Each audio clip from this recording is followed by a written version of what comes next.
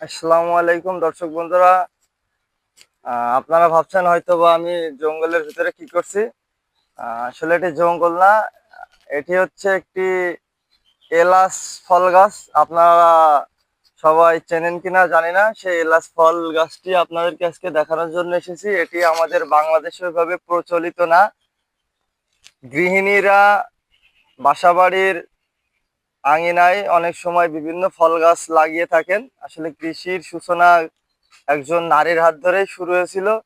তেমনটি আমরা আজকে একটি খুব খোঁজ করে বের করেছি যে একজন গৃহিণী তিনি বাজার থেকে এলাচ ফল কিনে নিয়ে আসার সময় সেই এলাচ ফল 2 থেকে 4টা আর কি তার বাড়ির আঙিনায় রোপণ করেছিলেন। তিনি আমাদেরকে জানিয়েছেন যে তার এই এলাচ গাছে প্রত্যেক বছরই আর কি ফুল আসে। তিনি 2 থেকে 3 বছর লাগিয়েছেন, কিন্তু ওইভাবে ফলন এখনো পান নাই। আসলে এটি আমাদের বাংলাদেশের মাটিতে ওইভাবে এখনো কাঙ্ক্ষিত ফলাফল আসলে দেখায়নি, কোনো কৃষকের মাঝখানেও দেখা যায়নি। আর এই বছরই প্রথম তার গাছে তিনি আমাদেরকে জানিয়েছেন যে আমরা আপনাদেরকে যদি ভিডিওর মাধ্যমে দেখাই যে 2টা ফল এসছে তার গাছে। আর এই ফলটা দেখতেও অনেকটা, আমরা যদি বলি যে কাঁঠালের যে বিচি কিংবা আপনি বলতে পারেন আমের গুটি ছোট অবস্থায় যেভাবে থাকে সেটা।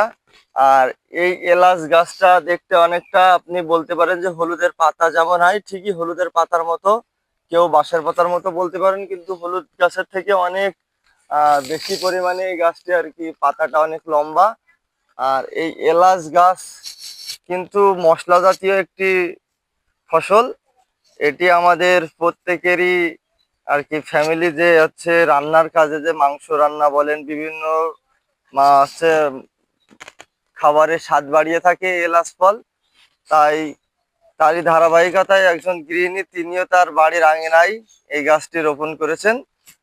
আমরা সেটাই আপনাদেরকে দেখানোর চেষ্টা করছিলাম। আর এই যে এলাচ গাছ, অনেকে না চিনলে এই গাছটি চিনে রাখেন, এবং চাইলেও আপনারাও আপনাদের বাসা বাড়ির আঙিনা এভাবে লাগিয়ে রাখতে পারেন। যদি সফলতা আসে তাহলে আপনাদের খুবই একটি ভালো দিক হিসেবে কাজ করবে মশলার, যা আপনাদের পারিবারিক চাহিদা মেটাতে সক্ষম। বাজার থেকে আর কিনে নিয়ে এসে পারিবারিক চাহিদা মেটানো লাগবে না। আশা করি সবাই ভিডিওটা দেখে উপকৃত হয়েছেন এবং গাছটি চিনে উপকৃত হওয়ার জন্য সকলকে ভিডিওটি দেখার জন্য ধন্যবাদ এই প্রত্যয় ব্যক্ত করে আজকের মতো আপনাদের মাঝখান থেকে বিদায় নিচ্ছি। আল্লাহ হাফেজ।